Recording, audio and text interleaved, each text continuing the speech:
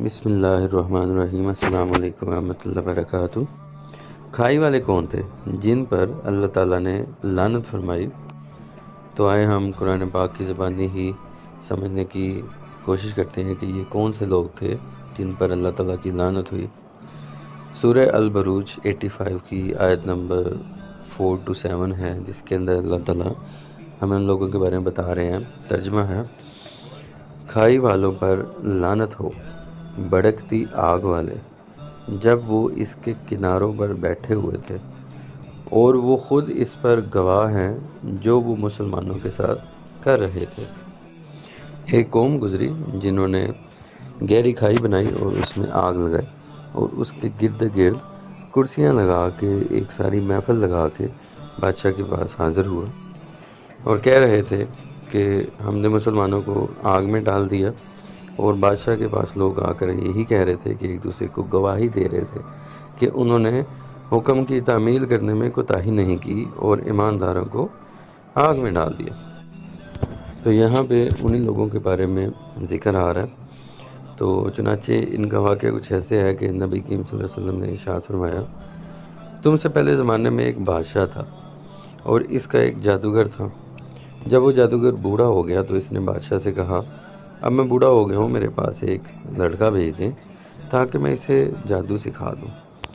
بادشاہ نے اس کے پاس جادو سیکھنے کے لیے ایک نہایت ذہین لڑکا بھیج دیا، اور لڑکا جس راستے سے گزر کر جادوگر کے پاس جاتا، اس راستے میں ایک راہب رہتا تھا۔ وہ لڑکا روزانہ اس راہب کے پاس بیٹھ کر اس کی باتیں سننے لگا، اور راہب کا کلام اس کے دل کے لڑکے میں اترتا جاتا۔ جب وہ لڑکا جادوگر کے پاس پہنچا تو دیر سے آنے پر جادوگر اسے مارتا۔ لڑکے نے راہب سے اس کی شکایت کی تو راہب نے کہا: جب تمہیں جادوگر کا خوف ہو تو کہہ دینا میرے گھر والوں نے روک لیا تھا، جب گھر والوں سے خوف ہو تو ان سے کہہ دینا کہ جادوگر نے روک لیا تھا۔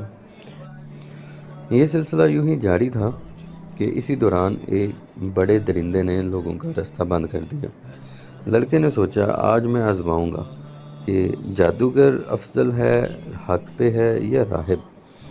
چنانچہ اس نے ایک پتھر اٹھایا، ہلکا سا پتھر، اور کہا، دل میں دعا کی کہ اے اللہ عز و جل، اگر تجھے راہب کا کام جادوگر سے زیادہ پسند ہے تو اس پتھر سے جانور کو ہلاک کر دے تاکہ لوگ راستے سے گزر سکیں۔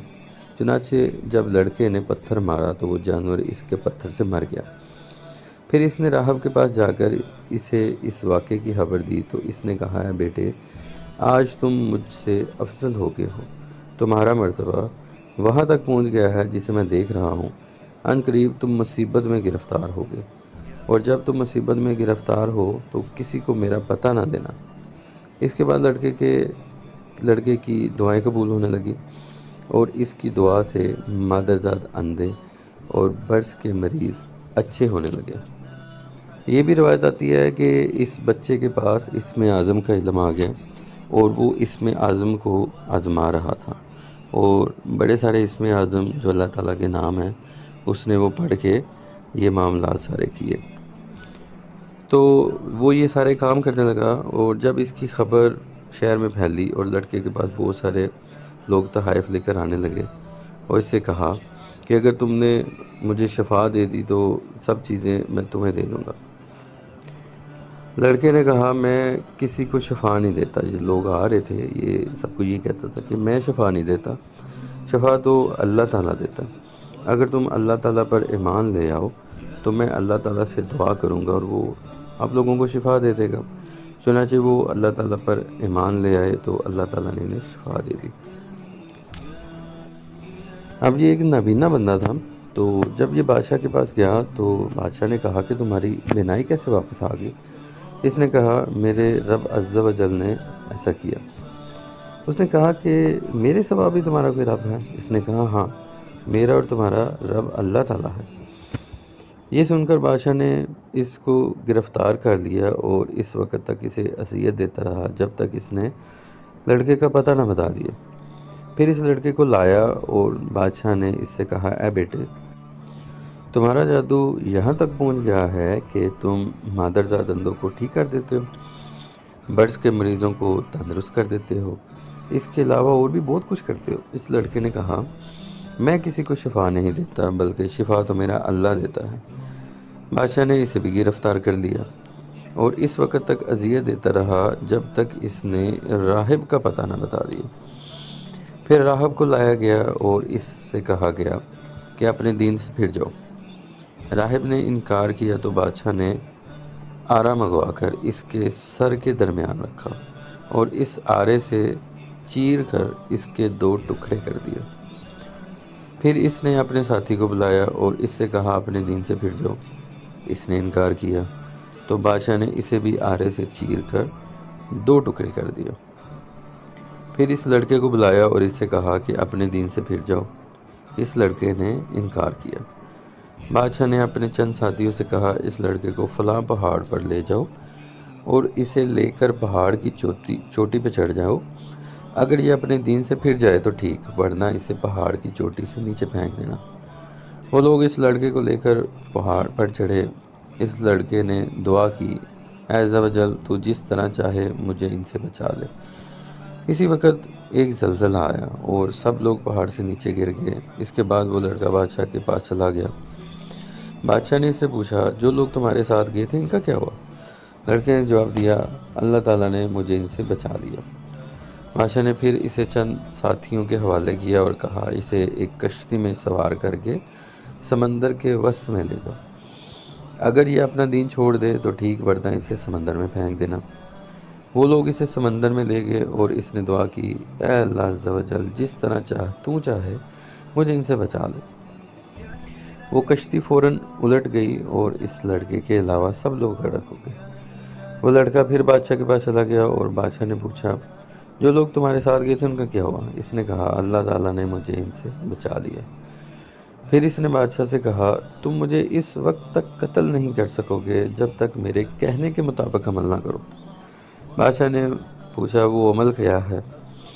تو اس نے کہا ایک میدان میں سب لوگ جمع کرو اور مجھے کھجور کے تنے پر سولی دو، پھر میرے تیر کش سے ایک تیر نکال کر بسم اللہ رب غلام کہہ کے مجھے مارو۔ اگر تم نے ایسا کیا تو وہ تیر مجھے قتل کر دے گا۔ چنانچہ بادشاہ نے تمام لوگوں کو میدان میں جمع کیا اور اس لڑکے کے بتائے ہوئے طریقے کے مطابق تیر چھوڑ دیا۔ وہ لڑکے کے کن پٹی پر پیوست ہو گیا اور لڑکے نے تیر لگنے کی جگہ پر اپنا ہاتھ رکھا اور انتقال ہو گیا لڑکے کا۔ یہ دیکھ کر تمام لوگوں نے کہا کہ ہم اس لڑکے کے رب پر ایمان لائے، ہم اس لڑکے کے رب پر ایمان لائے۔ اور یہی تو اس لڑکے کا پلان تھا کہ میں ایک بڑے مجمع میں لوگوں کے سامنے یہ جو عمل ہوگا اس کے اندر اللہ تعالیٰ پر ایمان لوگوں کا پڑے گا۔ تو وہ ایک ایسا ایونٹ تھا جس کے اندر اس کا ایک بڑا مقصد تھا اور اللہ تعالیٰ نے اس کو اس میں کامیابی دی اور سب لوگ ایمان لے آئے۔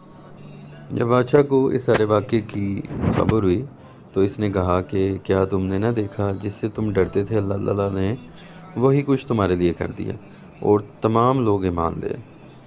اس نے گلیوں کے دہانوں پر خندقیں کھودنے کا حکم دے دیا۔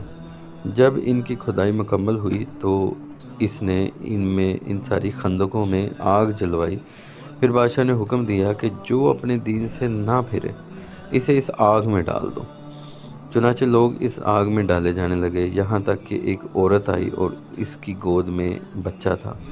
وہ ذرا جھجکی تو بچے نے کہا اے ماں صبر کر اور جھجک نہیں، تو سچے دین پر ہے۔ اور وہ بچہ اور ماں بھی آگ میں ڈال دیے گئے۔ یہاں تک یہ بھی آتا ہے روایت میں کہ جو بھی مومن لوگ تھے ان کو جب آگ میں ڈالا جانے لگا تو ان کو آگ میں پڑنے سے پہلے ہی اللہ تعالیٰ نے ان کی روحیں قبض فرما کر انہیں اس اذیت سے بچایا اور نجات دی، اور آگ نے خندق کے کناروں کے باہر نکل کر کنارے پر بیٹھے ہوئے کفار کو جلا دیا۔ تو یہ وہ کھائی والے لوگوں کا ذکر ہے جو کہ اللہ تعالیٰ نے قرآن پاک میں ہم تک پہنچایا ہے، اور ان کی ساری وجوہات بھی آپ صلی اللہ علیہ وسلم کے توسل سے ہم تک پہنچی ہیں۔ اس کے اندر ہمارے لیے بہت سی نصیحتیں ہیں۔ سب سے بڑی نصیحت تو یہ ہے کہ اہل ایمان کو جو مصیبتیں آتی ہیں اس پر صبر کرنا چاہیے، اور جو بھی وہ ایذا رسانی کرتے ہیں لوگ، اس پر تحمل کرنا چاہیے۔ اس کے علاوہ کہ اللہ تعالیٰ جس کو چاہے اپنے علم سے نوازے، اور اس علم سے اس سے جو چاہے کام لے، جیسے کہ اس لڑکے سے بھی اللہ تعالیٰ نے کام لیا۔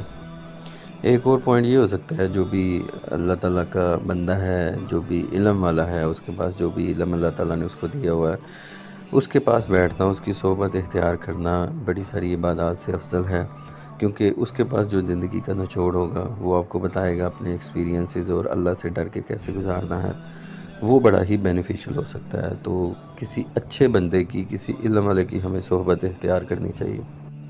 ایک اور نقطہ یہاں پہ بڑا امپورٹنٹ ہے جو کہ ہمیں سمجھنا ہے کہ سم ٹائم انسان ایک ایسا کام کرتا ہے اللہ اور اس کے رسول کی مان کے، کہ جس کے اندر بظاہر تو دنیاوی لحاظ سے اس کا بڑا نقصان ہوتا ہے، لیکن اللہ تعالیٰ اس سے ایک بہت بڑا کام لے لیتے ہیں۔ تو یہ ایک رہتی دنیا کے لیے ایک نصیحت بھی ہو سکتی ہے، جیسے کہ اس لڑکے کے ساتھ ہوئی، کہ اللہ تعالیٰ قیامت تک اس کو قرآن پاک میں بیان فرما رہا ہے، اور جو بھی لوگ اس کی سارے زندگی کے احوال سنیں گے، اس سے بہت ساری نصیحتیں حاصل کریں گے۔ اب یہ اس کے لیے ایک صدقہ جاریہ کا بھی ایک معاملہ بن گیا، کہ اس نے جو بھی عمل کیا رہتی دنیا تک لوگ اس سے نصیحت حاصل کریں۔